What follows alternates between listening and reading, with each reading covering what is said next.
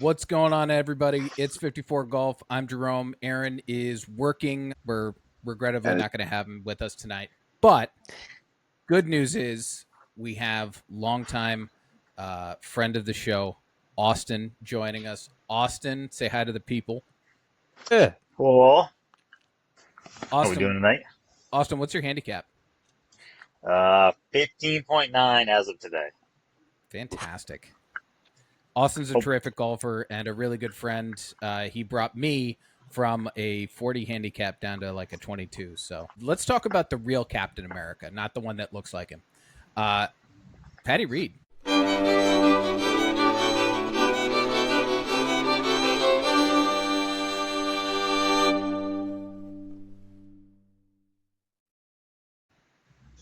I thought it was awesome. I think he held in. He lost a couple strokes there in the beginning of the final round, but he held in all day. A couple. And a couple, yeah. And that gave him, I know, it's an understatement. That gave him a chance, right? A chance in the playoff. And I think seeing Usti's ball go in the water first, that was kind of a, relieve some of the nerves. Even though he just hit it off the fairway, he put a great second shot, and made a putt, which was awesome. That putt was really cool. Played it perfect, broke a ton, and he deserved the win. No, absolutely. Cheech, was there anything from today that like is a big takeaway from you? There was a lot of chaos down in Texas. There was a lot of guys that played like shit today, including my pick. And there was a lot of guys that came out of nowhere and bumped themselves off the board. Kazuma played really well today, had a chance to win. Louis came out of nowhere, and it's fun. I thought it was very interesting on the first 18th hole, the actual 18th hole when they played it. Reed hit a draw, and then in the actual playoffs, he decided to hit a cut, and he overcut it a little bit. He did make a huge putt because I don't feel like anybody was really putting him into contention. Everybody else was kind of, someone hit into the bunker, someone hit outside of the left, isn't hit into the water. So I feel like he didn't have a ton of pressure on him, just like you said. But it was interesting. He decided to switch what I thought was a pretty good 18 the first time through. He said, you know what, I'm just going to cut this ball instead and overcut it.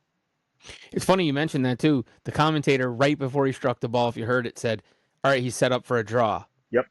And then he hit it, and he said, look at that. At the last minute, he decided to hit a cut. So it's pretty cool. I don't know why. I wonder like you said, he played the 18 good, but and just the cut's the safe play for it. Like, let it me is just a hit safe play, right? Especially after the ball's Usti not hitting in going the to water. run. Yeah. Definitely. But like a scary transition right before you're about to let it rip. I think we would all kind of do the same thing. In that situation, you just need to make par. Yep. And he saw Usti go in the water. Kazuma was just off. And yeah, I mean, the safe play is the cut for sure. Absolutely. Takes the water out of play. I'm choking down that ball a little bit more, and then I'm just gonna play a nice little fade in there. For sure. Yeah, broke my heart when Paul Casey hit it into that bunker on a second shot. I was like, that's it. I know. I don't see him recovering from that. Yeah. It's tough. But, crushers back to back to back. Now with the most team wins in LIV history, I wanted to throw on the gear just to shout them out. They're very consistent. I think that's the best word for it. They're all consistently staying at low scores. Not the lowest scores, but low scores. Like their team everybody kind of stayed at the -3 for the most part. Yeah, they consistently the last 3 days. Everybody, I mean, don't get me wrong. Every once in a while, they lost a couple here, but they were always in the top 4, contention. It also helps out Bryson. I mean, yeah, of course. That helps. Yeah, just like Legion having Rom, it always helps to have that guy that's just going to carry the team and shoot extra low on those times, I feel like. Although Hatton has really played to his A game this year. He's been unreal. Yeah. Unreal. You could go either way with him and Rom this year. Right now. Yep. Right down to the end when he had that miss hit that hit the tree and then like shot right back down in front of him. I was like, oh no, is he gonna unravel? And sure as you're born, puts it right within, and only loses a stroke on that, and he gets it back. I think another hole later. So I think there was a lot of chaos this week, and I definitely think it was one of the most interesting weeks to watch. What was your guys' feeling comparatively to the other events that have gone on this year? Yeah, I agree. I mean, it was definitely entertaining. Similar to like Oakmont and the U.S. Open, you kind of watched a lot of scores change. But I thought it was really good, really entertaining. I love playoffs, especially when you got multiple people in them. It can really change the whole dynamic of the tournament, because a guy who just sneaks in to that top 4, maybe on the last hole, 17th, is able to have a chance at winning when some guys maybe were ahead for 2 days and started coming back on the 3rd day. So I love stuff like that. When you get into playoffs, it really makes it fun. I agree. I like the playoff side of things, like that many people getting their hat in the ring.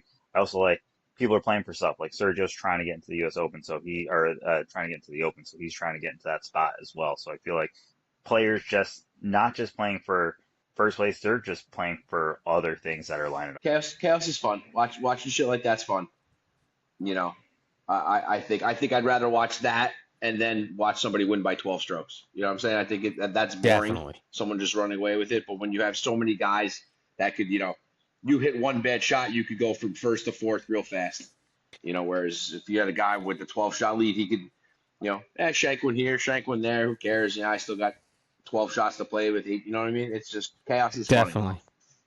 And to add to that, having your team waiting on the playoff hole, cheering you on too. You're playing for not only yourself but for your team. That's really cool too. So in a playoff, it means that much more when you have a whole team behind you as well. Absolutely. Another reason to love LIV. It just fires you up.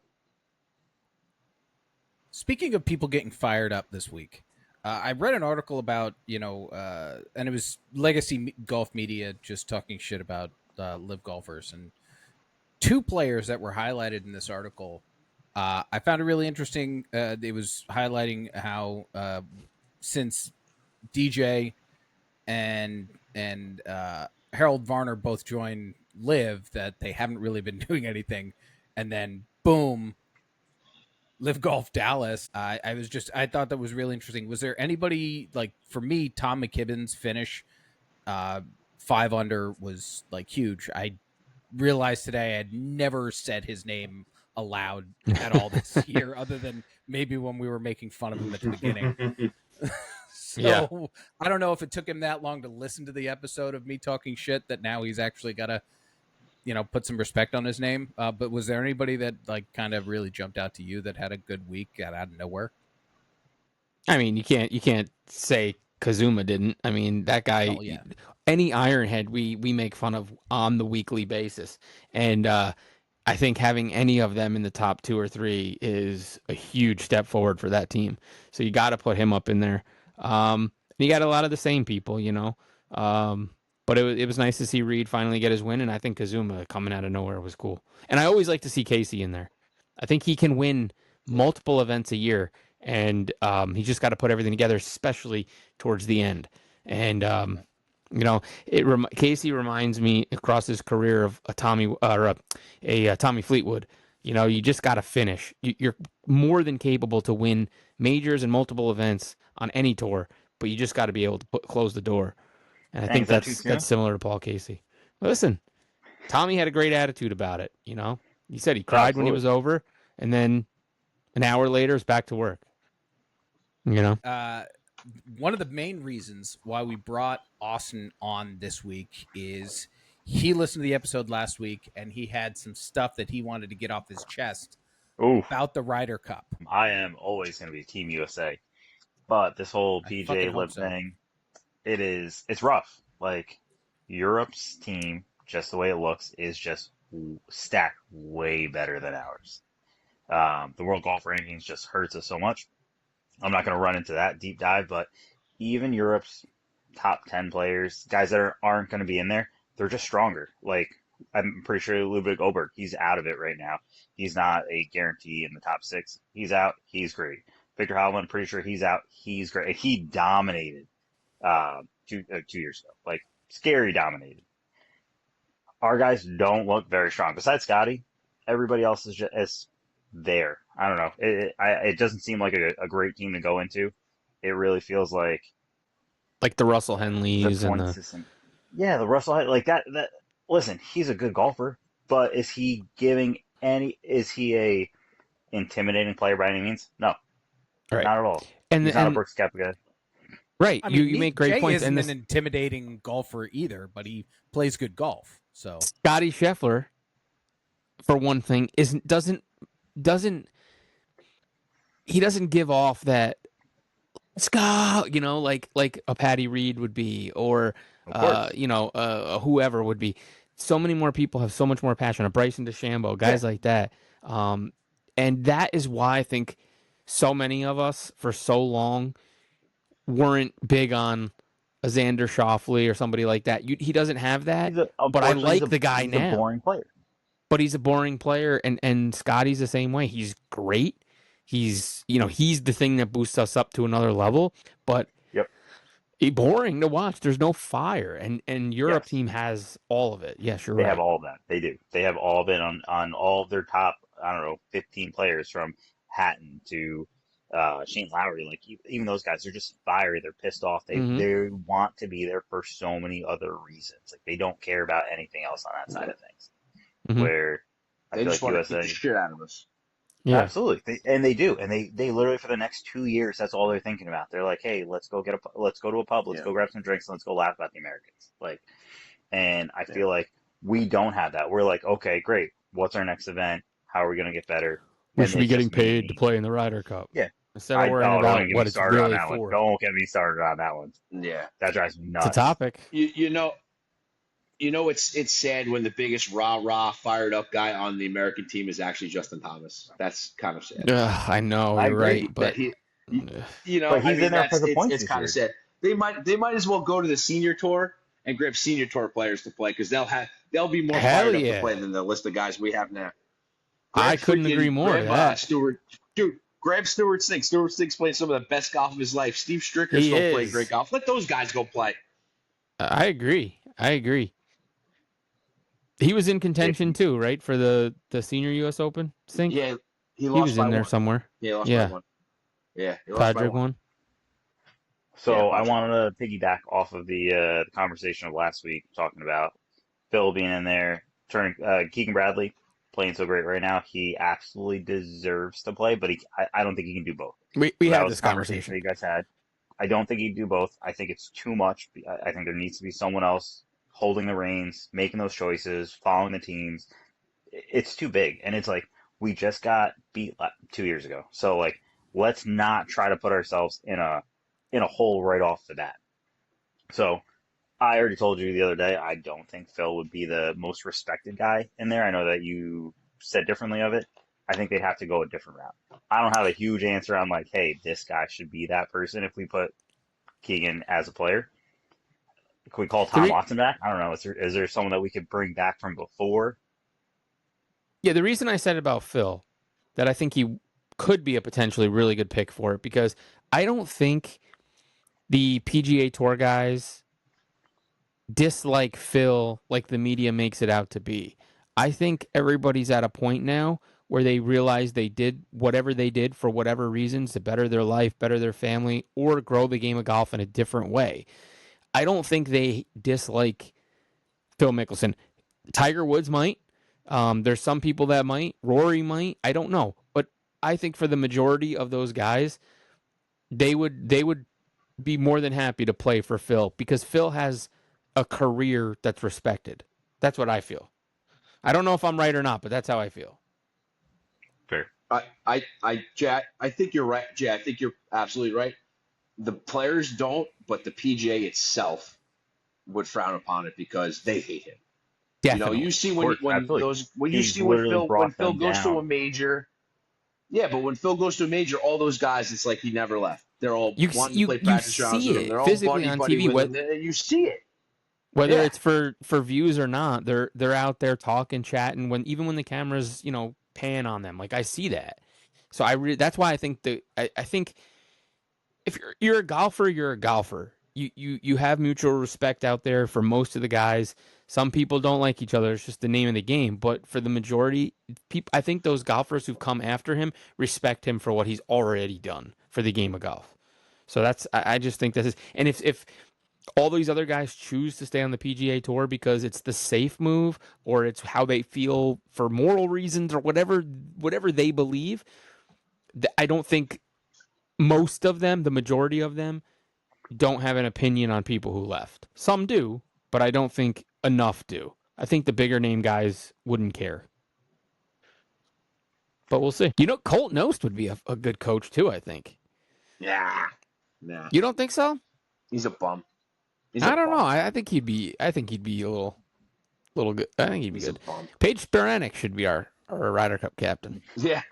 Just to, screw with the other guys. Let Jim Nance do it. Come on. Hello, friends. Well, no, he's done everything else. All right. Happy Gilmore, Adam Sandler. Get him out there. All right. This is the time in the show when things just start getting blurted out. I have just two fall talking apart. points that I did want to talk about, unless Peterson, unless we have something on the agenda that you wanted to talk about first. No. No, we're not an agenda-driven podcast, please. So, I want to know your opinions. Curiosity for the LIV players playing on majors. There are a couple players that shine, and Wacko is my favorite player on LIV. Team Torquay, I got their stuff. Like, that's my team that I follow. Love Wacko. Does not seem to come into contention on majors. There are some players that Hatton blows it up, always does very well. So far he's been doing very well. Bryson obviously doing very well. Rahm has trickled in that. I feel like he's finally trending in the right direction. Do you think, besides not playing on the PGA Tour courses in America and in general on a consistent basis, do you think that's the reason why they are not doing as well as they're doing on LIV? I'll go. I think they put too much pressure on themselves to try to show everybody that LIV is just as good as PGA, and I think that's what hurts them. I don't think it's the courses. They play enough courses that are good, that are long. I mean, maybe like the U.S. Open, they don't get that 5-inch rough that they play. And I would take the U.S. Open out of it because that's just a completely different beast. But I think they just put too much pressure on themselves to play well. You know what I mean? Yeah. I think they just get too little chip on the shoulder and something to prove. One bad thing happens and everything just snowballs at that point. Where that stuff can happen to them playing a LIV event, but it doesn't get out of control. I just think the pressure on them is so much, and everyone says, "Oh, these LIV guys shouldn't be here," and all that other stuff. And I think they just put too much pressure on themselves. Yeah. Jay, do you agree with that? Or is that the same thing you're feeling? Yeah, I agree with that for the most part. I think they want to prove that they belong without, I don't think they care really, but I think mentally as a golfer, they want to prove that they are the best golfers in the world, that they can compare and play with the guys on the PGA Tour. Like you're not better than us. We are equal. And we can hang. So I feel like some of that I agree with because the Rahms, I think if he was still on the tour, he's probably 1 or 2. I really do think he can compete with Scotty every single day. Bryson, same thing. I feel like he is in the top 2 as well. Like he can be world ranking number 1 every single time. There are some players that I feel like they are. Wacko, I feel like doesn't have as much things underneath his belt that he does. He is probably trying a little extra hard for those scenarios, but DJ, he doesn't care. He's got majors underneath his belt. He's done those things. He's got a ton of wins. He doesn't care about those things anymore. Some of those guys, I don't feel like they have the pressure anymore. They're just there to be there. Where I feel like the other players that made the LIV move a little bit earlier in their careers, they do feel like they have something to prove. Rahm, I feel like he is just out there to win. He does not care if he was on LIV, if he's on the PGA, if he's playing in majors. He just sees red and he wants to win all day long. Yeah. It's funny, even in the duels and, anything, even on a YouTube thing with Bob Does Sports, you see that in his eyes. Like, he just wants to win. He's competitive. So you'll never really have to worry about Rahm stepping up and trying to win. He wants to win every single time he steps on a golf course. But I do agree with Cheech. I do think it's more of a mental thing for them. Yep. Pearson, what do you got? I mean, you guys Good morning. say all the obvious stuff, right? Wanting to win, too much pressure. I mean, it might be inconsistencies in the way they're used to playing, right? I mean, the format is different. You have different tee times for different people. Everybody's doing stuff at different times instead of everybody just going out and playing at the same time like they're used to in a competitive format, right? If they're only playing in majors, I know it's probably not one of the They've things, done that their but whole just lives, something. I mean, that's they fair. know how to do it. They I get what you're saying. They're I'm just saying it They're could out be of a factor, routine. right, out of routine. Yeah, I get that. right? It could be a factor because they're all. I mean, every single one of them is a professional golfer, right? To your point, but if you get used to a routine and all of a sudden it's different, I mean that could You're right. mess It's like with anything your in head life, yeah. on top of putting pressure on yourself. You know what I mean? So could be a part of it. Okay. Definitely. Um, Good question. my other talking point was something I noticed today, and it's things I notice all the time in golf in general. Um, Paul Casey was about to make a putt, or was doing his practice routine for his putt, and I saw his caddy not yelling at someone, but telling someone, "Hey, like you got to stop moving. You got to do that. You got to stop doing this. You got to stop doing this. You got to stop doing this." And like it just makes me think of other sports because I'm a very team oriented type of person. Like, yes, I love golf, but like I've always been basketball, baseball, every other sport. There's commotion outside, and that's what I love about the Ryder Cup because it's way more aggressive. It puts more pressure on people. Where I feel like Liv has a little bit more of that golf but louder, so it has that little bit more edge to it, where it's a little bit more fun and it's a little bit louder and it has that little bit more pressure to it. Now we're talking about professional athletes, professional golfers. In basketball, it doesn't matter if it's the finals, doesn't matter if it's just regular season. If a player is going to make a free throw and the backside of it, and they're the away team, you have every single person loud as hell, popping their balloons, trying to make you miss that ball. Now, and it could be a completely thing. Hey, golf's an older sport. It's a gentleman's sport. It's more controlled. You don't get to do those things. I think I'd enjoy seeing a little bit more emotion, even on those putts, making your heartbeat go a little bit longer, making the stress just a little bit more.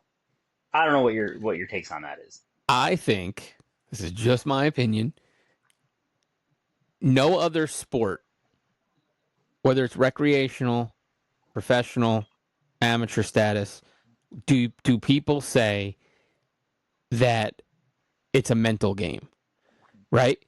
Now, there's mental parts to every single sport. When you're on the free throw line, you need to mentally focus to make the free throw, right? But golf is mostly right here, right between the ears. Of course, the 6 And inches. you hear more people say that on a daily basis on a golf course than any other sport. So I think the slight mental focus of having certain things like this guy shouldn't be moving in my backswing, or I think those are just parts of the game, right? Just like any other sport, it's just part of the game. It always has been. I like that their motto is golf but louder. I like that when we went to the LIV event, all of us did, that the music's going, the DJ's spinning, they got people talking. It's not as, hey, shh, be quiet, or the signs aren't up. But there's still things in the sport to respect. Don't stand behind the person when they're putting, or don't walk in their line. There's certain things to the sport that have always been there. So I think those things stay no matter what. I think you can't get all crazy and willy-nilly like a Happy Gilmore movie because then it's not golf anymore. It's a different type of sport. Basketball is the same way it's always been. Football is the same way it's always been. Golf is changing it a little bit, but it's the same sport. So I think it'd have to create a new sport like an XFL, something branched off even more to change those little things. Like when I was in college and I bowled in college, we would bowl. Our coach was crazy. Our coach, to help our focus with bowling, because bowling's almost like golf, where like when you're up, You give courtesy to the guys next to you, so no one's like, I'm not bowling at the same time you're bowling, Austin. They kind of give like lane courtesy. When we were in college, our coach would stick us in the middle of a birthday party to practice, so we wouldn't get thrown off by the slightest fucking thing. It was like I thought about it at first that it was stupid, but once I got to a tournament, you're like, oh, this is easy now. I can just focus. Like, not like you're going up to throw a ball and a kid runs in front of you and throws a ball in your lane. Like, that stuff would happen when we would practice. But like we got to such a place of doing, like we got to such a place of doing that like when something like that would happen, like if somebody did walk up on us while we were bowling, that we could stop, refocus, and not let it bother us. Sure. Now, I guess what I really mean it like, Cheech, where'd you go to college? No, to Westchester. So, all right, so Westchester. So we're talking about so one of the things I was talking about is Ryder Cup. When we're in Europe, and this is another thing for USA that we just don't do well. Europe, which I respect so well, is they make chants for everything, for players, for whichever player gets up. They're making chants, and the ground is shaking, and it's fun to watch. And I wish we got to do those things. Like every single player that gets up there, they're making some sort of chant, and you feel it. Like you can actually feel the pressure of how loud they are and how rough it is. And like that environment that changes it, that makes you actually like, all right, I really need to focus in on this. And it just puts that much pressure on it. And I feel like those type of things, just like in every other sport, when you go to a football game, if you went to like a Bama game, or if you went to any of those type of scenarios where those big ball games are going, that like you feel that pressure just from how loud the decibel rating is going. Yeah, absolutely. You go on the Seahawks, any of those type of scenarios that like really pumps your chest and just gets you going, because it works for the home team and it works for the away team. Like, I don't know, I find that so much fun, and I think that's more of the team aspect for it. And I understand golf is not a team aspect in the single side of things, but I feel like I like golf as a team sport. I think it's so much more fun to watch, and I think that part of it's exciting when you have so many players showing up with their Crushers gear on, or with their Torquay gear on, or whatever team that they're rooting for at that point in time. I think it makes it that much more fun. Because when you're quiet and you don't get to do those things, I feel like as a fan, you can't, maybe it doesn't entice you to go to those events because you can't be loud and you can't cheer and you can't do as many of those things. Tweak that just a little bit, right? So you're going out by yourself to go play wherever, McCann, right? And you get linked up with another guy. You're in the cart with him, right? You go out together. You play your game. Now, he's a little stuck up. He's a little quiet. You feel like you need to be that way, right? You're still going to play your game, but you can't. He doesn't want to talk. He doesn't. You're talking about a competition format, or just playing? No, I'm talking about you're just going out to play on a Thursday. He's got a cigar. Okay. You have a cigar in your mouth. He does. Oh, sir, you mind if you don't smoke? You have that kind of person, right? So your game is not. You're not enjoying it. You're not having fun. Yeah. But then you get in a scramble with us four, right? And now you're drinking, you're smoking a cigar, you're listening to music, you're loose, you're hitting the ball, you get a birdie, you guys are fired up, you're going crazy. That's the difference, right? So like having that team aspect and being able to celebrate with somebody else makes it so much more fun, and being with people like you, right? So like having a team, Bryson, he says, I love my guys. We have so much fun together. We do everything together. We go out to dinner together. We practice together. We hang out outside of golf. When you have that camaraderie and you have four people that want to have fun, it's different than being uptight and playing the sport the way the sport is supposed to be quiet. And you know what I'm trying to say? So there's that little bit of difference. Like when you have that team aspect and you can be a little more loud and a little more fun, it makes it more exciting. So you just think about it that way. It's a little different. I personally like any environment where I have to play by the rules of golf, and I can play in a competitive environment.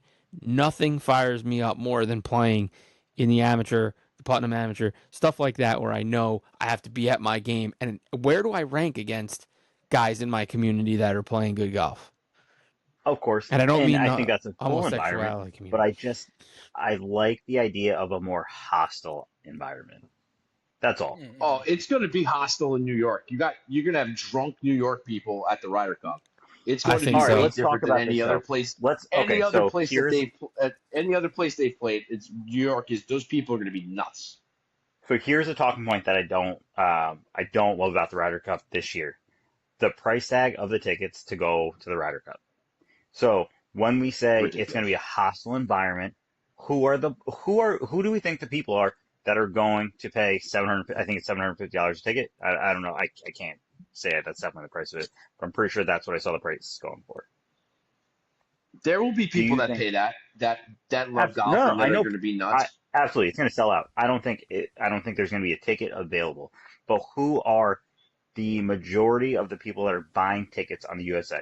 Are they people that are super loud and crazy? Are they people that can afford it, that are very wealthy and are not loud? So the reason why I say that is, you go to a Yankee game. I'm a Yankee fan. I go to a Yankee game and I see tons of people that show up there that are not actual Yankee fans, that are not out there yelling, that are not out there cheering. You go to a Knicks game, you see tons of people in their suits that have great tickets and are not energetic about it. Who are the people that are going to be showing up to the Ryder Cup? That's a good question. I think that you're going to get a mix of those rich people, but you got to understand that those people might get into it with everybody else doing it. We're like, oh, this guy's yelling, "Fuck you, Rory! Fuck your wife! Fuck this! Fuck that!" And the guy might be like, "Oh shit, we could just yell that shit. Let's just do it." You know what I mean? You might get people that get that fall into that. So. And I hope so, because I hope it's a hostile environment. Cheech out there? I hope that they are. I absolutely hope that is the case. I just feel like when you bump up that price tag, you take out a lot of people that are there just for the love of the actual game and they want to just root for their team. That are the people that just can't afford it and go to it, and they're just going to it to just go. Yeah, I think that'll always be a thing in sports and always a conversation. Ticket prices. I mean, Austin, you see when they play at Scottsdale, the tickets to Scottsdale are fucking ridiculous. But you get those drunk people who've been drinking since 6 o'clock in the morning that are pretty rowdy. I mean, like, I think you're gonna have kind of the same. Cheech, what are the tickets? I don't know. What are the tickets that go for Scottsdale? I don't. I think they're like $400 or $500. Okay, I didn't realize that they were that expensive. If you want to get into, if you want to get into like that section of like 16, whatever it is, where is that 16? Yeah, I think those tickets are expensive. I think like the general tickets aren't that bad, but I hear you. I didn't realize that they were that expensive. I mean, maybe they are. I didn't know that. Shit, I think I had one more talking point. I forgot what it was. I lost it. Oh no! Think about it for next week. Think about it for next week. Get this guy out of here. You could always stop. He's got too many. He's got too many opinions. You're invited again. Absolutely. We're gonna see what the internet has to say about you, Austin. You're a much better connection and easier to talk to than Jay is. So maybe we'll. My Wi-Fi is pretty good. That's all. But that's about it. Thank you so much for listening, everybody. We very much appreciate you. Please hit like. Please hit subscribe. Hit the bell in the corner. Get notifications when we're posting. Please comment below what your thoughts were about LIV Golf Dallas, Austin's opinions about the Ryder Cup. Who do you think is going to win this contest? Is it going to be me? Is Cheech going to pull out another victory 2 years in a row? Is this what's going to happen? Let us know in the comments below. Say goodnight, everybody. Thank you for joining us, Austin. Absolutely love to be here. Bye, Jay. All right. Oh, he's back. All right, Jay. Say goodnight. Say goodnight to the people, Jay. Good night. Let's get the fuck out of here.